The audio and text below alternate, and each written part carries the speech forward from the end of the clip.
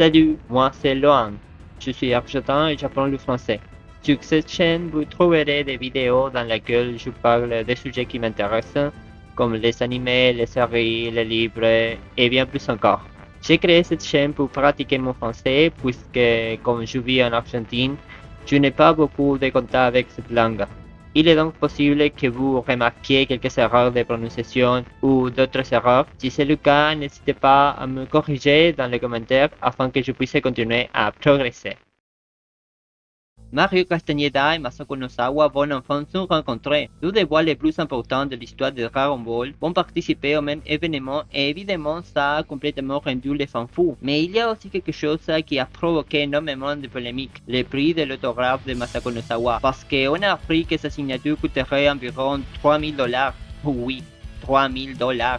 Au taux de change actuel, on parle d'environ 4 millions et demi de pesos argentins. Et évidemment, les réseaux sociaux ont explosé. Les mémés ont commencé à apparaître, les comparaisons avec Mario Castañeda aussi, ainsi que des commentaires du genre maintenant on comprend Mario, Masako fait payer beaucoup plus cher. Comment peut-elle faire payer autant pour une signature? Et c'est justement de ça dont j'ai envie de parler. Parce qu'il y a quelque chose que je vois depuis très longtemps dans le fandom de Dragon Ball et avec lequel je ne suis absolument pas d'accord. L'idée selon laquelle les comédiens de doublage devraient travailler gratuitement simplement parce que les fans le aiment. Et pour moi, cette idée pose un assez gros problème. D'abord, je veux parler de quelque chose qui me paraît très intéressant. Castañeda a raconté dans une interview qu'il n'avait jamais eu l'occasion de rencontrer personnellement Akira Toriyama, même s'il aurait adoré. Mais il a également raconté qu'à une occasion, il avait eu la possibilité de rencontrer Masako Nozawa. L'occasion s'était présentée autour de la promotion de la résurrection de Freezer, mais Mario avait un autre engagement professionnel et il n'a finalement pas pu y assister. Et lui-même disait quelque chose comme si un jour la vie lui donnait l'occasion de la rencontrer, ça finirait par arriver. Et il semble que ce soit finalement arrivé, parce qu'aujourd'hui nous avons la possibilité de voir Mario Castañeda, la voix latino-américaine de Goku, rencontrer Masako Nozawa, la voix japonaise originale du personnage. Et c'est quelque chose d'assez spécial. Masako Nozawa interprète Goku depuis le début de Dragon Ball, et il a également interprété des personnages comme Gohan, Goten, Bardock, Darles et Goku Black. C'est l'une des voix les plus importantes de toute l'histoire de l'animation japonaise. D'ailleurs, au Japon, sa carrière est tellement importante qu'en 2025, elle a été reconnue comme personne de mérite culturel, devenant aussi la première comédienne de doublage à recevoir cette distinction. Maintenant, je dois dire quelque chose qui ne plaira peut-être pas à certains. Personnellement, je préfère la voix à Mario Castañeda. Et ce n'est pas parce que je pense que Masako Nozawa est mauvaise, bien au contraire. Je comprends parfaitement l'importance historique de sa voix et je comprends pourquoi elle est tellement appréciée au Japon. Mais j'ai grandi avec Dragon Ball en Amérique latine. J'ai entendu Mario Castañeda depuis que je suis enfant. Pour moi, quand Goku parle en espagnol latino-américain, ses voix, c'est Goku. Ensuite, j'ai regardé Dragon Ball Super en japonais parce que je voulais regarder les épisodes chaque semaine. Évidemment, je me suis habitué à Masako, mais mon attachement émotionnel reste lié à Mario. Et je pense que c'est complètement normal. Chaque génération et chaque région a sa propre voix associée au personnage. Et c'est là qu'on arrive au véritable sujet de la vidéo, le prix de l'autographe, parce que lorsqu'on a commencé à dire que la signature de Masako Nozawa pouvait coûter environ $3000, beaucoup de gens ont été choqués. Et je comprends parfaitement que quelqu'un dise je ne payerai jamais $3000 par un autographe. Parfait, moi non plus, je ne payerai pas. Mais il y a une différence entre dire je ne payerai pas ce prix et dire elle ne devrait pas faire payer ce prix. C'est là que je ne suis pas d'accord parce que si quelqu'un considère qu'une signature vaut $3000 et qu'il y a des personnes prêtes à payer ce prix, quel est le problème? Cela arrive aussi très souvent avec Mario Castañeda. Certaines personnes disent Mario doit tout aux fans. S'il n'y avait pas eu les fans, il ne serait pas célèbre. Il devrait signer gratuitement. Et Mario a déjà expliqué dans des interviews quelque chose qui me paraît assez logique. Lorsqu'il a commencé à interpréter Goku, les fans n'étaient pas encore là. L'acteur est arrivé avant le public qui allait devenir fan de ce travail. Et ça paraît évident, mais parfois on l'oublie. Les fans sont fondamentaux, évidemment. Sans public, il n'y a pas d'industrie du divertissement. Mais cela ne signifie pas que le public est propriétaire du travail de l'artiste. Et il y a quelque chose dont on ne tient pas toujours compte. Quand Mario Castañeda va à une convention, il est en train de travailler. Il ne va pas simplement s'asseoir et passer la journée. Il doit voyager, il doit être personne, il doit passer des heures sur place, il doit participer à différentes activités, il doit prendre des photos, il doit signer des autographes, il doit parler avec des certaines personnes. Et tout cela demande du temps et de l'énergie. Alors pourquoi devrait-il le faire gratuitement? Si tu veux une convention que tu achètes une entrée, l'événement gagne de l'argent, les organisateurs gagnent de l'argent, les vendeurs gagnent de l'argent, les artistes travaillent, c'est une industrie. Ce n'est pas une réunion entre amis où tout le monde se retrouve simplement parce qu'il aime Dragon Ball. Et cela ne signifie pas non plus que Mario doit faire payer n'importe quel prix. Cela signifie simplement que son travail a une valeur. D'ailleurs, en Argentine, nous avons déjà vu des événements où les autographes et les photos avec les comédiens de doublage sont facturés séparément. Par exemple, un événement de 2026 a publié un tarif de 74 000 pesos pour une signature et une photo avec Mario Castañeda. Et cela montre justement que ce n'est pas quelque chose d'inhabituel dans le fonctionnement des conventions. Cet argument me paraît encore plus étrange. Comment peut-il faire payer autant alors qu'il fait seulement une signature? Eh bien, pourquoi faire seulement une signature devrait-il être gratuit? Si je travaille dans un restaurant pendant 10 heures, je peux être payé pour ces 10 heures. Si je suis plombier et que je répare une installation, je fais payer mon travail. Si je suis médecin et que je consulte un patient, je fais payer ma consultation. Si je suis avocat et que je fais un travail, je le fais payer. Alors pourquoi lorsqu'on parle d'un acteur, cette idée selon laquelle il devrait travailler gratuitement apparaît-elle? Parce que son travail est artistique. Et on dirait que certaines personnes considèrent qu'un travail artistique est moins important qu'un autre travail. Mais ça ne fonctionne pas comme ça.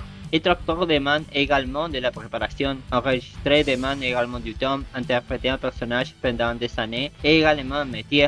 Et passer plusieurs heures assis à une convention à signer des autographes est aussi une activité professionnelle. Un autre argument qu'on entend souvent c'est « Mais Mario Castañeda a de l'argent ». Eh bien, et alors, le fait qu'une personne ait une bonne situation financière ne signifie pas qu'elle doit travailler gratuitement. Si un médecin gagne bien sa vie, doit-il alors consulter gratuitement? Si un avocat gagne bien sa vie, doit-il travailler gratuitement? Si un architecte gagne bien sa vie, doit-il offrir ses projets?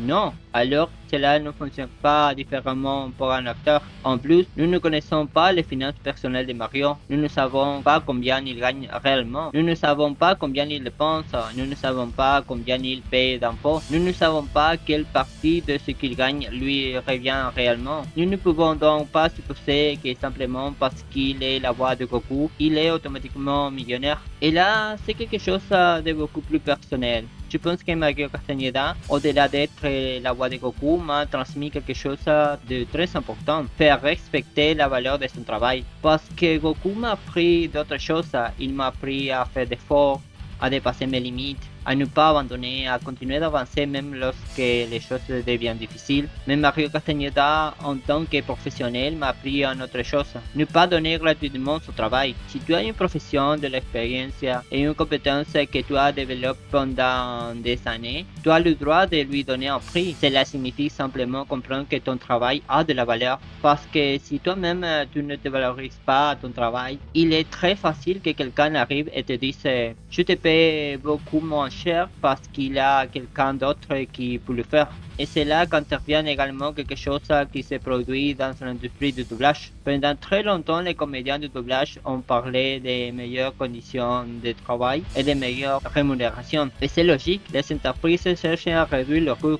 C'est compréhensible d'un point de vue commercial, mais c'est justement pour ces raisons que les travailleurs doivent défendre la valeur de leur profession. Et là apparaît un autre argument. Mario n'est pas indispensable. Il existe d'autres acteurs qui peuvent le faire. Oui, bien sûr qu'il existe d'autres acteurs, mais il y a quelque chose qu'on ne peut pas nier. La voix de Mario Castañeda a une valeur qui lui est propre. Pourquoi les imitations de Goku utilisent-elles sa voix comme référence? Pourquoi tant de voix générées artificiellement essaient-elles précisément d'imiter son interprétation? Parce que cette voix est reconnaissable, parce qu'elle a une histoire, parce que lorsque nous entendons certaines caractéristiques de cette voix, nous pensons immédiatement à Goku. Et c'est quelque chose qui s'est construit au fil des décennies. Cela est également produit avec Epson Matus. Lorsque certaines productions utilisaient des voix différentes, une partie du fandom a réagi de manière assez agressive. Les réseaux sociaux se sont remplis de critiques. Puis les années ont passé, beaucoup de ces mêmes personnes ont commencé à dire Bon, finalement, Matou a fait du bon travail. Et je me demande, alors pourquoi l'attaquait-il autant à ce moment-là? Parce que le fondement souvent a tendance à réagir de manière excessive lorsque quelque chose ne correspond pas à ce qu'il veut. Et ensuite, avec le temps, il essaie de réécrire l'histoire. La même chose se produit avec Masako no Sawa. Lorsque beaucoup de personnes en Amérique latine ont commencé à regarder Dragon Ball Super en japonais, de nombreux commentaires sont apparus disant qu'ils n'arrivent pas à s'y habituer. Et aujourd'hui, certaines de ces mêmes personnes utilisent Masako pour attaquer Mario.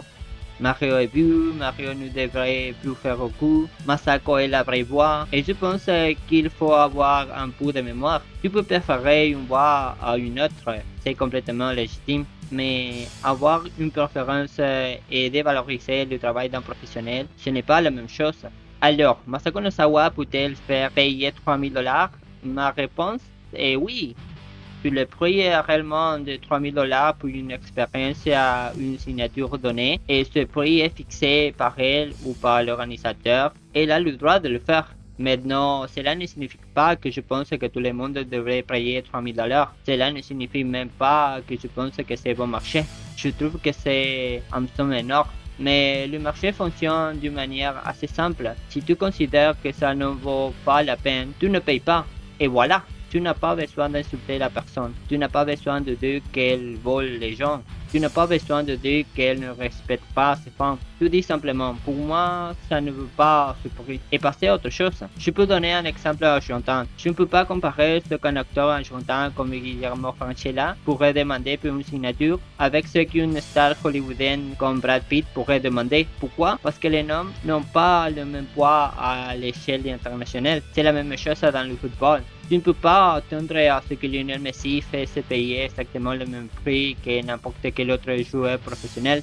Pourquoi? Parce que Messi est Messi. Sa carrière, son nom et ce qu'il représente ont une valeur particulière. Et pour Masako, c'est un peu de la même chose.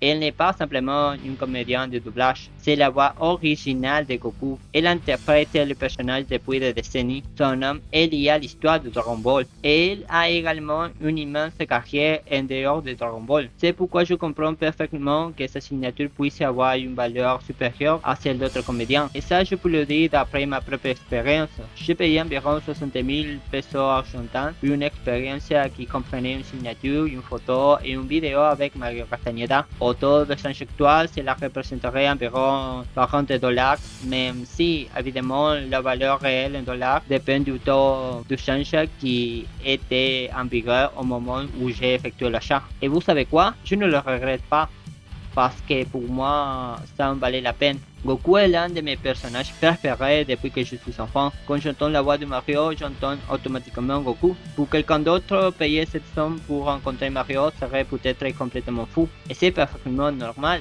Mais pour moi, ça avait de la valeur. Et c'est justement là que se trouve la question. Le prix n'a pas besoin d'avoir du sens pour tout le monde. Il doit simplement avoir du sens pour la personne qui décide de le payer. Alors oui, je trouve parfaitement normal que Masako no Sawa fasse payer $3000 par un autographe si c'est le prix fixé pour cette expérience et qu'il existe des personnes prêtes à le payer. Est-ce que je le payerai? Probablement pas.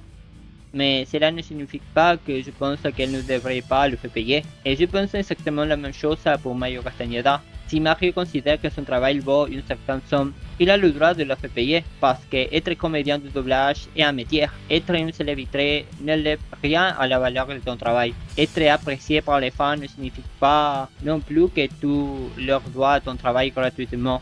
Et je pense qu'il existe une énorme différence entre être reconnaissant envers ses fans et être obligé de travailler pour eux. Mario peut être reconnaissant toute sa vie envers les personnes qui ont permis à Goku d'arriver en Amérique latine, mais cela ne signifie pas qu'il doit offrir son travail gratuitement. Et je pense que c'est l'une des choses les plus importantes que j'ai apprises grâce à lui, faire valoir ce qu'on sait faire. Goku m'a appris à dépasser mes limites.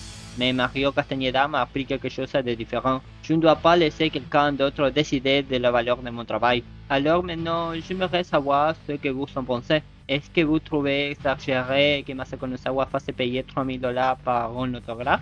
Ou pensez-vous qu'elle a le droit de demander le prix qu'elle estime juste pour sa signature? Et que pensez-vous des prix de Mario Castañeda? Dites-moi ce que vous en pensez dans les commentaires. Et bien sûr, se plaindre, c'est gratuit.